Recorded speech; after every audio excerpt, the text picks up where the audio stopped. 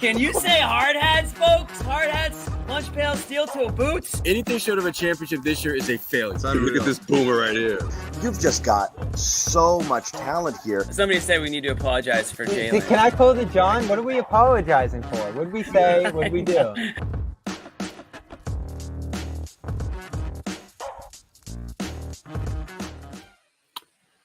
Hey, Barry Manning here. Welcome to a Friday edition of the Garden Report. Celtics back in action tomorrow against the Sixers.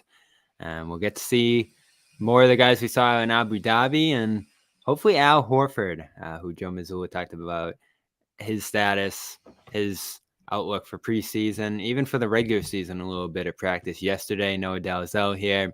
She was at practice today. So we'll get into that and some other stuff here. Brief check-in edition. Some stuff happened at practice over the last few days that I wanted to get into here. And look ahead to some of the games that are going on. First appearance at TD Garden for the Celtics since their championship parade. And I think everybody looking forward to seeing what they're going to look like against Philly if Philly's willing to play some of their regulars here. We are brought to you by Prize Picks. Go to Prize Picks right now. Great time heading into the weekend. College games going to be going on tonight. You got pro games going on Sunday, and it's the best place to get real money sports action with 10 million members, billions in awarded winnings.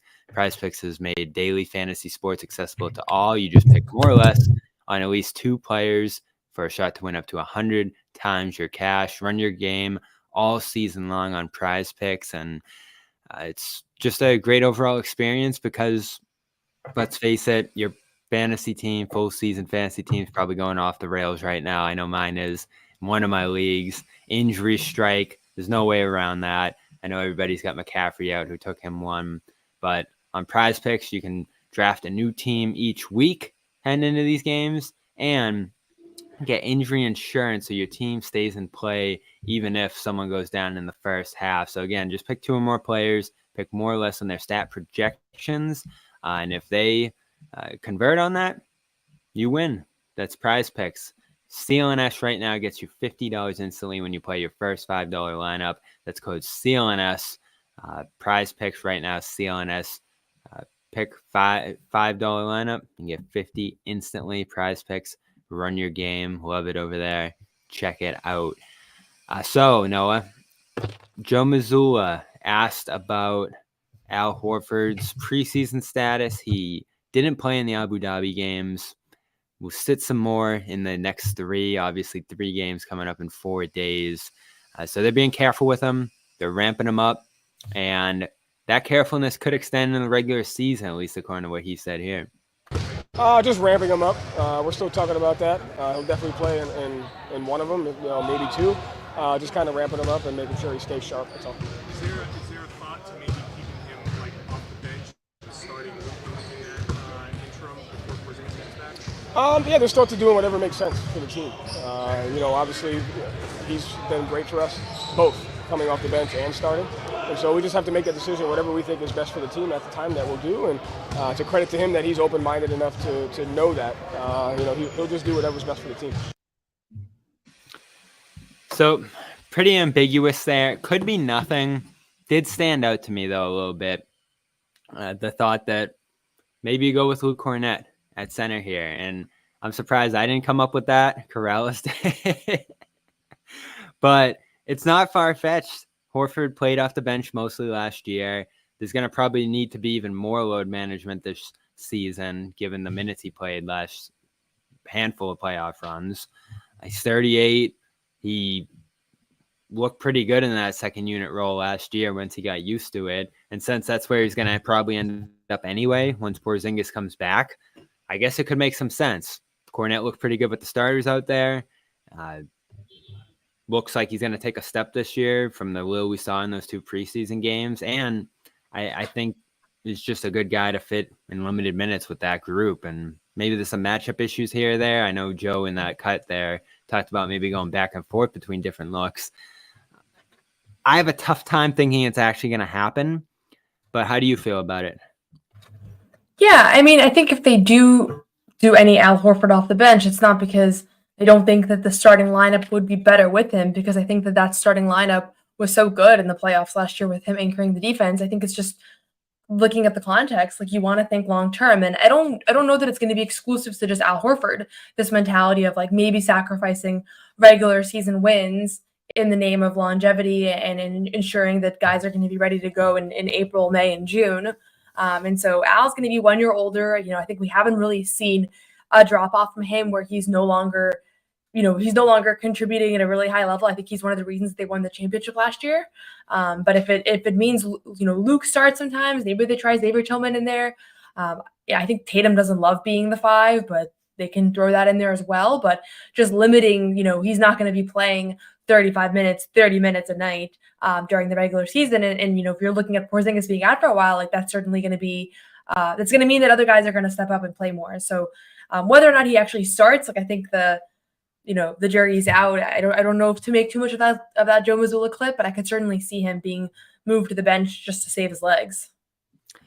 Yeah, I think it's more how they used him in Abu Dhabi than the clip there. Any comments he made there. He looked good with the starters. That's the biggest thing is the movement, the way he pulled defenders away from even Tatum and Brown at different times. I've always said the screening game with him is so good. And then maybe you get a boost on the offensive glass as well. The downside, I guess, is going against a Warriors team, some other teams that are more 5-out. Knicks on opening night would be a challenge as well. It's tougher to play him in those spots. But at the same time, the alternative is having Horford out there playing big minutes, switching on the perimeter. And I guess you could drop him back to try to take the load off him. But I think the biggest reason you would do it is because Horford's going to have to be out in some of these games anyway. Those nights you'll have to start Luke. So you're not going back and forth as much if you're starting Luke right from the start rather than going with Horford. And I think the other thing to take consideration of here is that Horford and Tillman looked pretty good last year. And this team's probably better suited to playing big than playing small. I don't think you're going to see like a Springer Walsh kind of thing like we've kicked around. It's more likely I think you'll see some Horford Tillman minutes that were really good last year, numbers wise. And that is easier to do if you bring Horford off the bench rather than keeping him out there for a second stint with Tillman. And I don't know if Tillman's going to play every night either here, but as I start to think about, like, again, I'm like, oh man, why didn't I come up with this? And I'm not 1,000% sure it's the best move, but it's pretty creative because if Horford's coming off the bench, that just naturally scales back his minutes. Yeah, definitely. And the funny thing is, I remember last year, like, it was very clear that Horford wanted to still be a starter at the beginning of the year. And then, there's this famous story of Tatum getting everybody together and having the conversation, and they collectively decided that, he was going to be the odd man out of the starting lineup. But then obviously really excelled in that role. And I think the fact that they preserved his minutes during the year paid off in the long term, because when they needed him in the playoffs, he was ready and he was shooting at a good clip and he was defending, and, he really wasn't a liability at all. And so I could see a world where they're like, we don't want to, we want to follow that same blueprint as last year's. And last year it was not, it was a choice. He could have started, right? I don't even remember we realistically thought that somebody else was going to come off the bench, if it was Drew or Derek, because now in hindsight, it makes so much more sense for Al too. But I think that they're probably having the conversation of like, it worked last year with him resting during the year and not overplaying. And we're not going to have that same luxury now because Porzingis is like definitively out. So maybe we can, pull in Luke or somebody else that can eat some of those minutes. So I get how they landed there. And actually, like, the more even just talking it out, like, it makes a lot of sense. And at the end of the day, like, I think it's, Al Horford, they're going to really need him. Like, that's the way this team is constructed. And so you never know what, this is the year where he starts to feel some of those pains of getting older or gets an injury or whatever. And then that's, we thought about it all playoffs. Like, it would have been a disaster if he had gotten hurt. Would you do it? Start Kornet? But I mean, you could give it a try too. That's the thing. It's like, they have 82 games for a reason, right? Like, you could start him off the bat, see how that goes. See if they're what they're giving up defensively, what they're giving up offensively, see a larger sample size. I mean, it wasn't, I have to look at the lineup data, but I don't think that Luke played with the other 4 starters very much last year. And so if you give it a shot and it works, then like, there you go. Al can keep coming off the bench and save his legs and, kind of solves that problem. And then if it doesn't work, there, you probably didn't sacrifice too much with it. So that's the beauty of the long season. And I think maybe even tomorrow we'll see a little bit more of it just to see how they fare against different lineups and I think it's probably why they ran with it in Abu Dhabi. It was just to give it a chance too. Yeah, for sure. And I think he's in a good position to do it at this point. So it is worth a try. He looks stronger. Defensively, it seems like he can get on the perimeter just a little bit more than he could in the past. The rebounding's come along, 11 in that first game. So I think it's just a good time for him. Now, he's prone to getting hurt too. And the idea that you would go back and forth a bunch with this doesn't seem to be their style. I think they like having one lineup and going with. They always talk about, oh, maybe we could have different lineups and go a bunch of different ways with it. And that was a big talk going into last year too, right? But that's not what happened. I remember this talk 2 years ago too, vaguely, because Rob was coming off surgery, I think, or something like that, and they were gonna go with Kornet maybe in a starting role, or they had him in like a scrimmage at starter. So it started being a conversation like, oh, could you go with Luke to take the burden off? It was almost the same exact conversation, except it was just off a scrimmage. And Kornet ended up getting hurt, if I remember right. So they brought in Blake.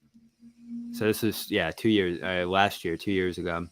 And Blake ended up getting into the mix a little bit on nights where Horford sat, and Horford ended up starting for the most part that year, and nothing became of it. So this could be the exact same scenario. The difference this time, though, is that Luke's healthy going into the year. So that's a big thing. And I don't know. It still feels like that's not the most likely thing that's going to happen here.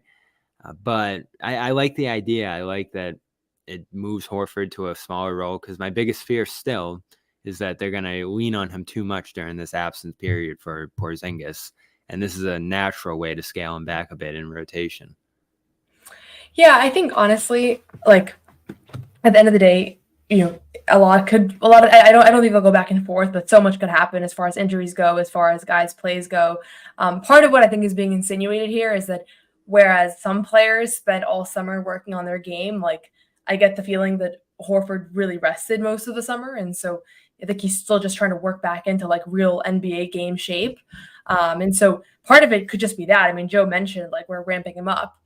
So, I think there's, he was probably getting shots up and things, but he wasn't, he was resting his legs over the summer, whereas other guys weren't. So, maybe they're going to continue to scale him up and he'll be ready to go and be ready to start. So I don't know. I always find the starting lineup stuff to be kind of a moot point, because ultimately like the goal is to get Porzingis in that starting lineup and to work off of that. And I think that in the playoffs, if Porzingis was hurt again, they would run it back with Al as the starter. So it's really a question of like, how much do you rely on Luke to eat minutes during the regular season? And I think last year he showed that he's quite good at that role. So whether it's at the beginning or it's later on, like Luke can reliably play during the regular season.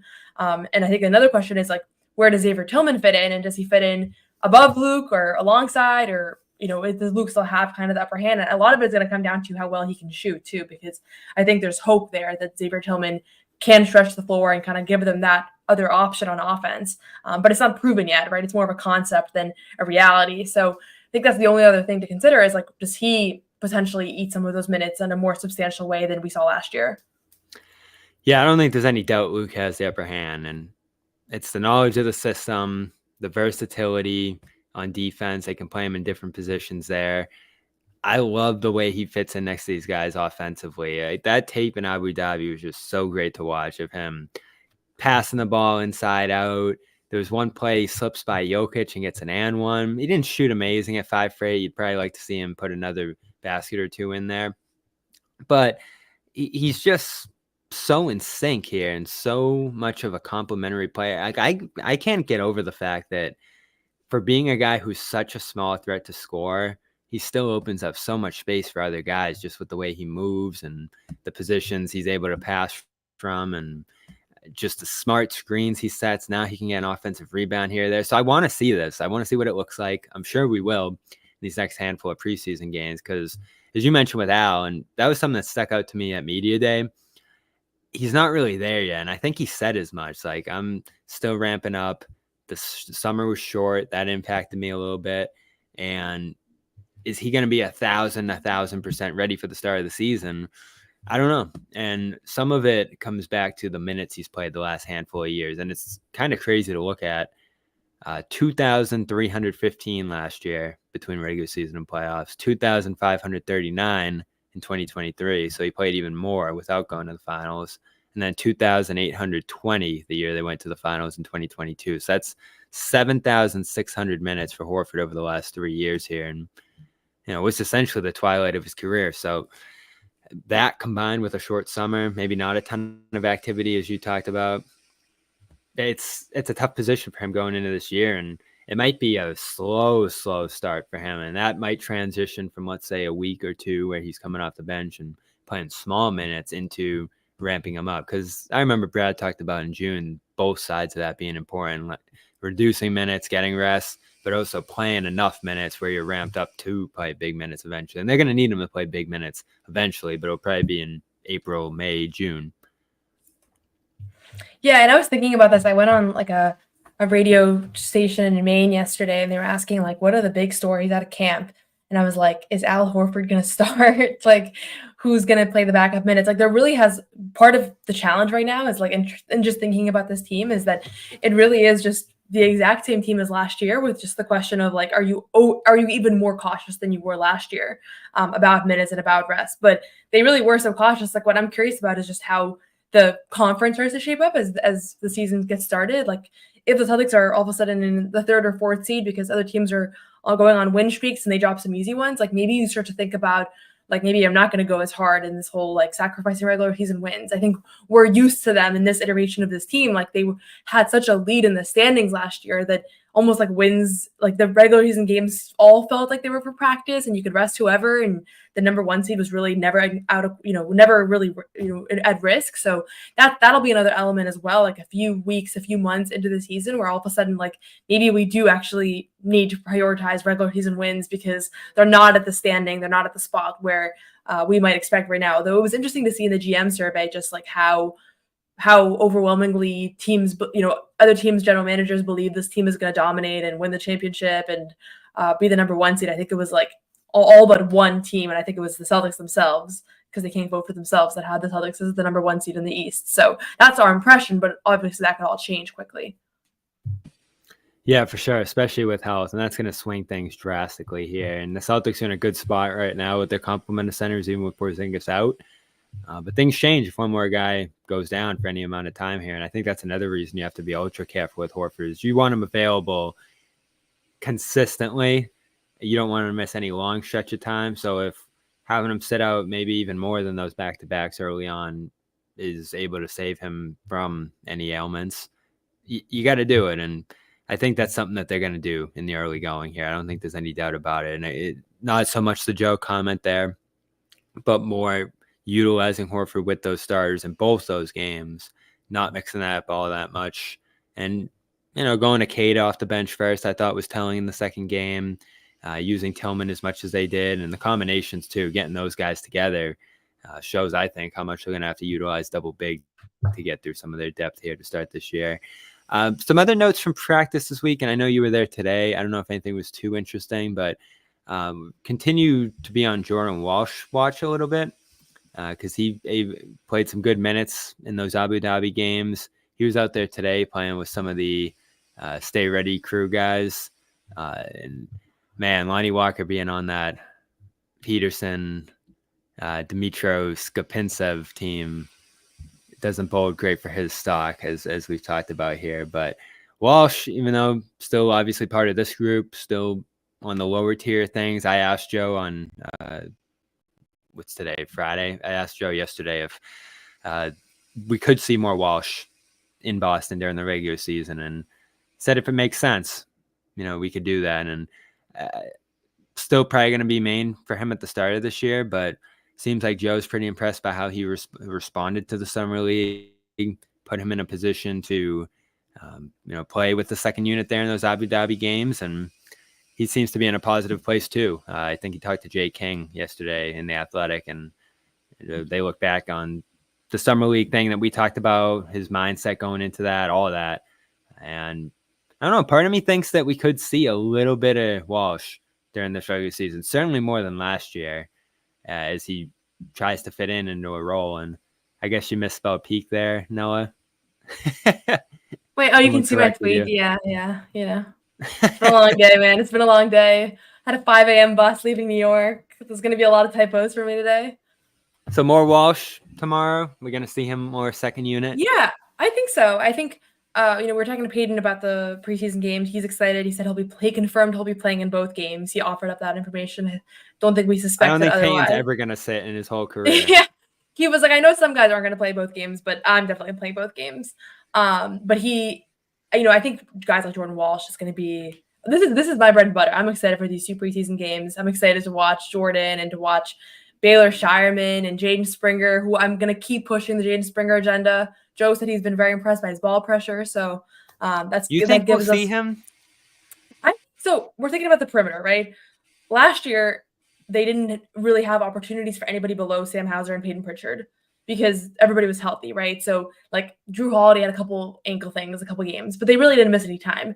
I'm expecting and I'm assuming that this year there will be some sort of guys missing time in that spot. Hopefully nothing substantial. And so who do you add to that mix below Pritchard and Hauser getting extended minutes, which I think you'll get? There's Jaden Springer, there's Baylor Shireman, and there's Jordan Walsh. Those are the 3 guys, potentially. And so Baylor's 24, really unproven. We have no idea how he looks in this league. I thought it would be Baylor, but the early returns aren't great. Jaden's 22, also limited, and then Jordan's 20, right? So, they're all have varying levels of experience in the NBA, but, their age and their basketball experience doesn't, align with that. So, between those 3 guys, who do I think right now is most ready for an NBA game? I would pick Jaden, but it's, I'm speculating. I don't know. Would you pick Jordan at this point of those 3?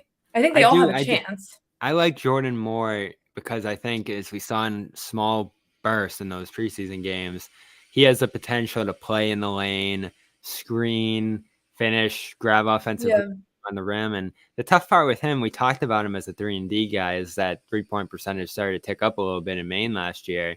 But then he comes out in these 2 games here and in the summer and is missing everything from 3. So that's the tough part. Yeah, Jordan. And Jaden. I thought Jordan was okay from 3 in the 2 Abu Dhabi games. 2 of 6 in the first one, right? And 1 of 5 in the second one. Is that what it was? I want to say. We'll check that. But that would be 2 of 11 or 3 of 11. So not ideal. And teams aren't going to – the biggest thing, make or miss, is that teams just aren't going to respect his shot out there. And Jaden's too. And that's what limits both of those guys in terms of being able to play out there. So you got to put them in screening roles, play them close to the basket. And I think given that Springer is a smaller guard and Jordan's a bigger wing, I think he's in a better position to do that. Now, defense is a thing there too. I think Jaden's obviously further ahead of Walsh defensively, and that's another area where you got to be up to speed to get on the floor there. But they would play O'Shea because of the offensive rebounding he could provide despite the lack of a shot. And he had some positional versatility like I think Walsh does here. So I think Walsh isn't going to replace O'Shea because O'Shea had a decently consistent role last year. But again, guy out, need a wing to step up. Maybe he'll be available in that position and they go to him and see what he looks like rather than last year, him just being in Maine the whole time like we talked about. Jaden, I don't know. I feel like he's in the Drew, Derek, Pritchard camp rather than a wing, especially without the shot. I don't even mean wing. I mean just perimeter guys. No, but if he could shoot, you'd be willing to talk about 3 guards given how good he is defensively. But I don't know if the shot's there with him. Yeah, I mean, the shot we don't really know with any of those 3 guys right now. Right. I'm sure the Celtics have more data Even on it. Shireman. Yeah, completely. We have no idea. Jordan, I mean, we have his main Celtics numbers. Then we have his summer league numbers. Jaden, again, I'll reiterate, we've seen him play so infrequently since he got traded. A main Celtic game and a summer league game. So we can't really work with that either. I don't take stock in taking 1 or 2 shots in a game, so we really haven't seen him have more comfortably kind of get shots off. So I think the thing for me right now, he's 22 on 53 attempts right now. 53 attempts is nothing, that means that just means so little to me. That's over the course of multiple years. I think the reason I lean Jaden is just because this is going to be his 4th year in the NBA. And at the end of the day, there's a lot of player development that goes on behind the scenes. And I think they're going to at least give him a chance to start because he's more in a now or never mode than a Jordan Walsh, who I don't think that him going to Maine this year for the most of the year is like that out of what the intended development plan was. So from talking to people around the team and just looking at years in the league here, I think like Jade is going to get a first look. But again, there's not really a look for anybody much, if everybody stays healthy. So we'll see. I mean, I think O'Shea and Svi were both guys that kind of flew under the radar because they didn't play a whole lot and, they didn't have an enormous opportunity, but they were reliable when they were called upon. And so that's kind of what you're looking for with these guys. And I think we'll continue to see like that'll be one of the main questions this weekend is of those three guys, like, are there certain ones that, stand out, does one stand out more than the others? After Summer League, I think Jaden looked to be above those guys. And then after the two Abu Dhabi games, Jordan kind of seemed to have the upper hand. So, we'll get a larger sample size, but I imagine that we see all three quite a bit. Definitely. And that game's at 8:00. If you want to go, check out the Game Time app. The great deals over there right now. I don't know. You want to pull up some of the prices, Noah, and we'll share those with the people. Game Time? Yeah, I just right bought. Now. I actually just bought my dad and my brother tickets to opening night. Yesterday I bought them. I've been monitoring for a while. It's $350 to get in to the post fees and everything, which is a lot less than it was. Originally it was like $600. So yeah, and still that's the a lot great of part money. about Game Time. You can monitor it. You can keep an eye on it, even right up until game time. If you're in the area or live nearby, keep an eye on it. It went way down. I swear it knows when I bought it, but yeah, it is. It's $650 for 2 tickets now. Yeah, that's the thing. You just got to keep an eye on it because it'll fluctuate. It'll change. I was looking at some of the concerts I went to this week, and I did go to Stevie Wonder last night. I should have waited. Should have waited right until concert time because they went so far down at concert time. It's a very tough ticket at first. You just never know. You never know if that's what's going to happen. You never know. But that's why Game Time, even after the show starts, even after the game starts, you can still go over there and get great deals. And with the code CLNS, you get $20 off your first purchase right now. Terms apply. And they do have a question that they're asking this weekend as we get into some college games here. Hypothetical. Would you, let's see. Would you go to a wedding or college football? Who else is torn between celebrating a friend's big day and can't miss college football matchups on the 12th, which is tomorrow? Well, the average cost of attending a wedding, $650. Meanwhile, for diehard football fans, you could be snagging tickets to Oklahoma, Texas for $484, $663. Ohio State, Oregon football, normally $663, down to $279. And USC, Penn State, you can get in for $31. I'm going football. I don't know. It depends which friend. Maybe someone I don't know that much, someone I don't want to go. I'll pass. But if it was Syracuse football in particular, and I am going to Syracuse football thanks to Game Time, end of November, it's obviously where I'd rather be. I don't know, Noah. Which sounds better to you? I mean, I'm not going to skip someone's wedding for a college football game. Yeah. I don't watch football either. But if it's like someone I would go to their wedding. I've been to like so few weddings in my life also. So if it, like, to me, it's like it would be someone important to me. So it's a no-brainer. Yeah, I'm looking forward to some weddings too. In a year from now, one of my close friends is getting married. So I wouldn't miss his. But certain ones, depending on the game, it depends. But 76% right here saying football. So I'm guessing that's a lot of big college fans. But look at those deals. $279 Ohio State, Oregon, USC right now, $31, Penn State. So yeah, there you go. And $20 off with CLNS. Use that code for your first purchase. Terms apply. So before we get out of here, game's 8:00 on Saturday, which is tomorrow. What are you looking forward to otherwise from this game? I don't know if we'll see Embiid, but that'll be interesting if it is Horford's debut. Those two going at it, see where Embiid's at and Horford's at physically. That'd be a good test against each other, but maybe they throw Horford into the more manageable matchup against Toronto there if Embiid is going. But I think tomorrow is probably the night you're most likely to see Horford out there for what's, as Joe Mazzulla said, it's going to be one preseason game, maybe two here. So definitely could be some starters on hand. Celtic starters had a good week off here, a couple of ramp-up days. These were some shorter practices too, it felt like. So action in the games, activity, and live practice of what they're working on right now, I think, is the way they're going, at least based on how the Abu Dhabi games look. The starters played quite a bit in those games. So it'll be fun here. Sixers, Maxey looks bigger. He looks stronger. He looks more able to survive out there. I'm interested to see how that looks.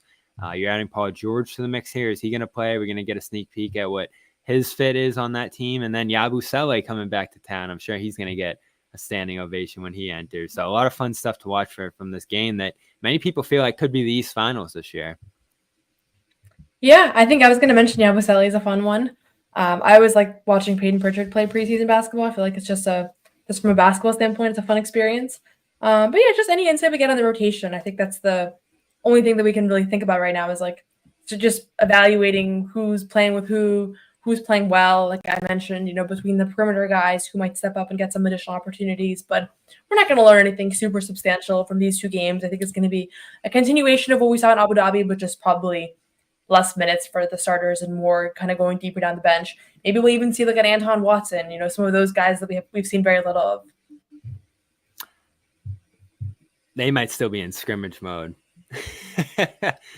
from what we saw today and the minutes in those games. It's tough sledding for the Shireman and Walker fans right now. And since I'm a Shireman fan, I'm right there with the Walker fans, even though I had pessimism about Walker coming in. But I don't know if those guys are going to get out of the garbage time minutes there, unless they sit the starters down the stretch there. That's the opportunity, and that would probably be the case on Tuesday in Toronto. Who knows if the starters will even fly to that game.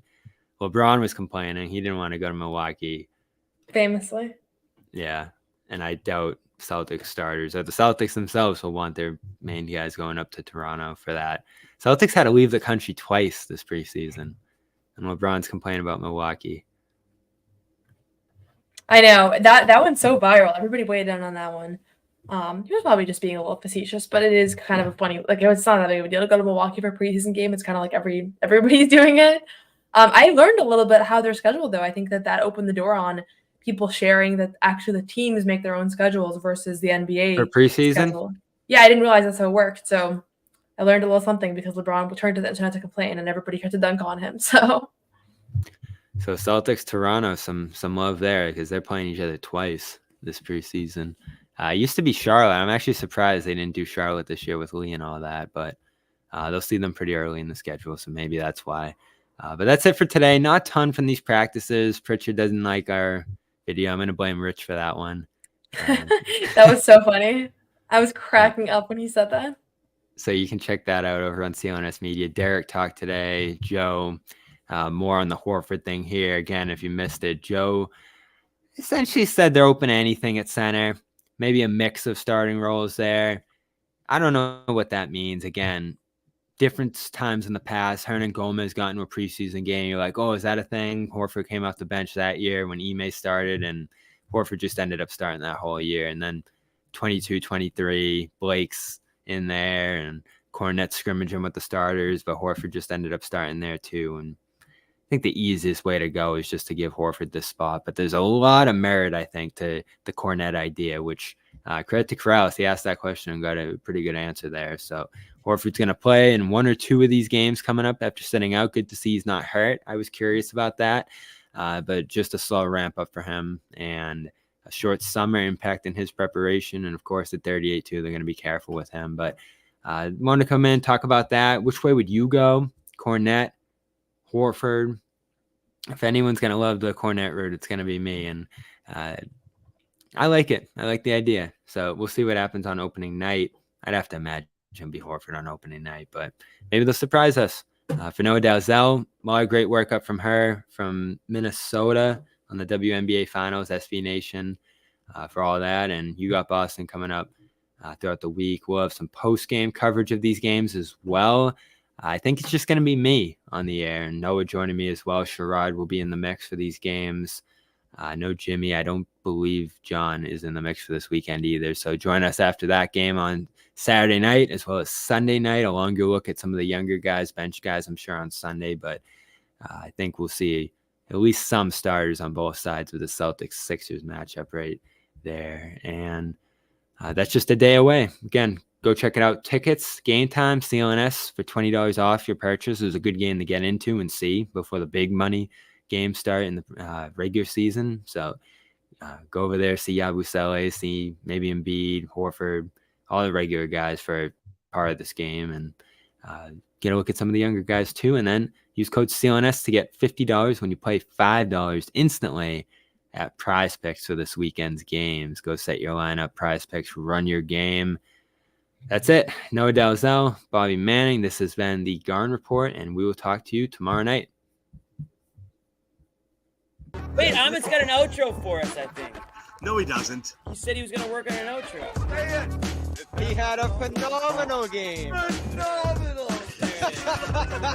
Horford's out. I think it's an option. That did not sound like a chair. It was a freaking chair. It does sound like a chair.